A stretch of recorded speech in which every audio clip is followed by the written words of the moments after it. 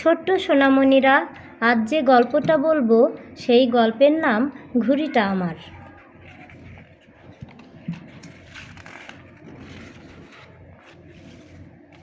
টিপু ভাইয়া, দেখো দেখো, কি যেন উড়ে আসছে। হ্যাঁ তাই তো, আরে এটা তো ঘুড়ি। টিনা দৌড়ে গিয়ে ঘুড়িটা ধরে, তারপর মজা করে ঘুড়ি উড়াতে থাকে।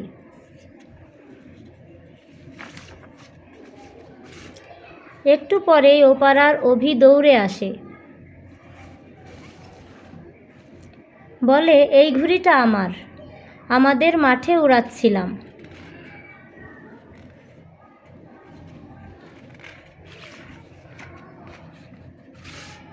সুতা কেটে ঘুড়িটা এদিকে এসে পড়েছে। টিনা মন খারাপ করে বলে, না না, এই ঘুড়িটা আমার, এটা আমি কুড়িয়ে পেয়েছি।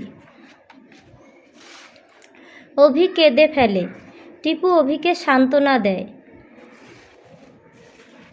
টিপু বলে, টিনা, অন্যের জিনিসের প্রতি লোভ করতে হয় না।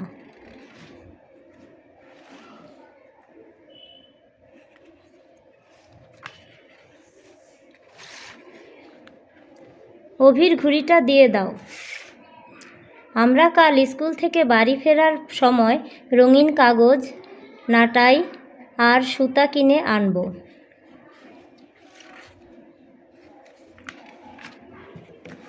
নতুন ঘুড়ি বানিয়ে দুজনে মজা করে উড়াবো।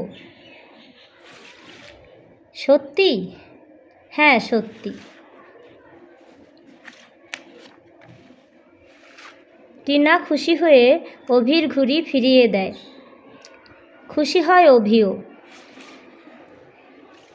এই গল্পের মূল বিষয় হলো মিলেমিশে থাকা, ভ্রাতৃত্ববোধ এবং অন্যের জিনিসের প্রতি লোভ না করা।